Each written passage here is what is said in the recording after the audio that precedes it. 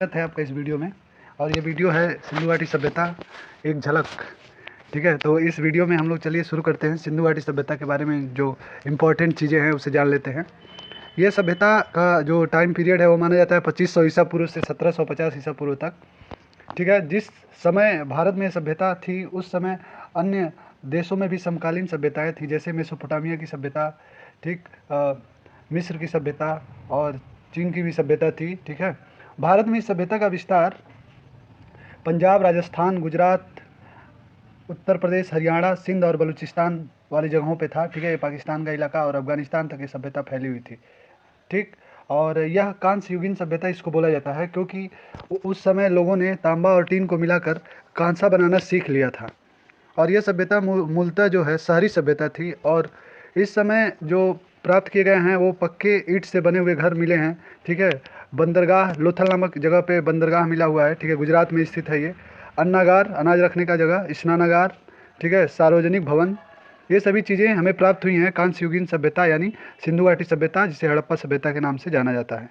इसके बाद अगर आगे की बात किया जाए तो ग्रिड पद्धति से घरों का विन्यास किया गया था। मतलब जो भी घर बनाए गए थे तो इन घरों का जो विन्यास था यानी जो घरों को पहले से एक मैप बनाकर एक सुव्यवस्थित तरीके से उन कॉलोनियों को एक तरह से बनाया गया था।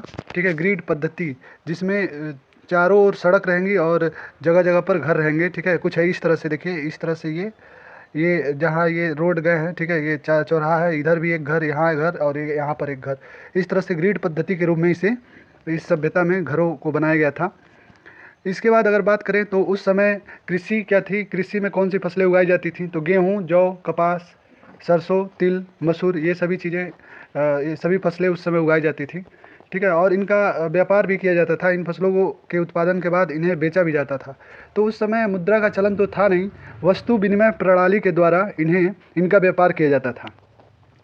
इसके अलावा अगर हम बात करें तो पूजा, उस समय किस देवी देवता की उपासना की जाती थी, तो सिंधु घाटी सभ्यता के समय जो है रुद्र देवता यानी आदि शिव की पूजा की जाती थी।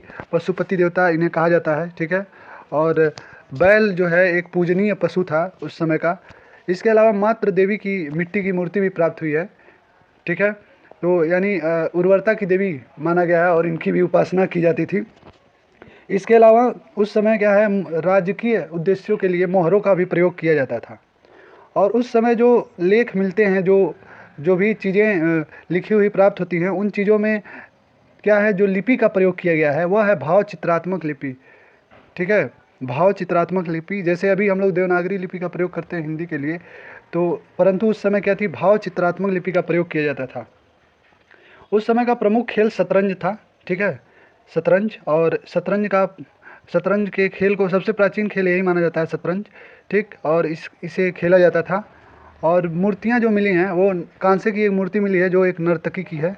ठीक, और इसके अलावा जो सिंधु घाटी सभ्यता है इसका जो विस्तार था भारत में कहाँ से कहाँ तक था, तो इसका आपको एक चित्र दिख रहा होगा। ठीक है, इस चित्र में मांडा जो जम्मू कश्मीर वाले इलाके में है, ठीक है, ये चिनाब नदी के किनारे स्थित है।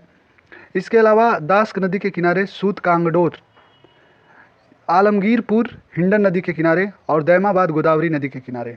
और ये सभी चारों चार स्टेट में हैं। जैसे मांडा की बात की जाए तो ये जम्मू कश्मीर में स्थित है, आलमगीरपुर उत्तर प्रदेश में स्थित है, दैमाबाद ये महाराष्ट्र में स्थित है। इसके बाद सूत कांगडोर ये भारत से क्या है, इसका बाहर गया है, ये भारत में नहीं है। ठीक है, ये भारत से बाहर है, दास्क नदी के किनारे स्थित है।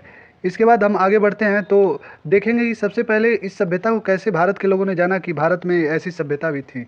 तो 1921 में दयाराम साहनी ने सभ्यता की खोज की और सबसे पहला स्थल जो है हड़प्पा सभ्यता को खोजा गया, जो कि रावी नदी के किनारे स्थित है।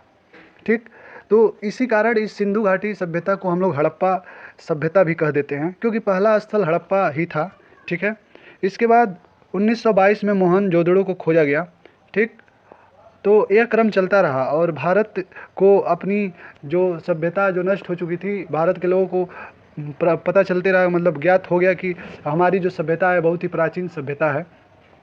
तो यहाँ पे एक टेबल बना हुआ है, यहाँ पे दिख रहा है स्थल और नदी। ठीक, तो स्थल में हड़प्पा स्थल जो है रावी नदी के किनारे स्थित है, मोहनजोदड़ो सिंधु नदी के किनारे स्थित है, सूत कांगडोर दास नदी के किनारे, चन्हूदड़ो सिंधु नदी के किनारे, कालीबंगन घाघरा नदी के किनारे, लोथल भोगवा नदी के किनारे, ठीक है। और इस सभ्यता की विशेषता ये थी कि यह एक शहरी सभ्यता थी। इसके अलावा यहाँ पर जो चीज़ें मिली हुई हैं वो भी मैं लिख दिया हूँ कि कोई दिक्कत ना हो। जैसे कि मोहनजोदड़ो से हमें देखिए क्या क्या प्राप्त हो रहा है, स्नानागार, ठीक है, स्विमिंग पूल। इसके अलावा अन्नागार यानी अनाज रखने का जो भवन है। उसके बाद पशुपति देवता की मूर्ति भी मोहनजोदड़ो से ही मिली है। इसके अलावा नर्तकी की कांसे की मूर्ति मोहनजोदड़ो से मिली है। इसके अलावा दाढ़ी वाले बाबा की, दाढ़ी वाले पुजारी की मूर्ति भी मोहनजोदड़ो से प्राप्त हुई है। और बुने हुए कपड़े भी प्राप्त हुए हैं।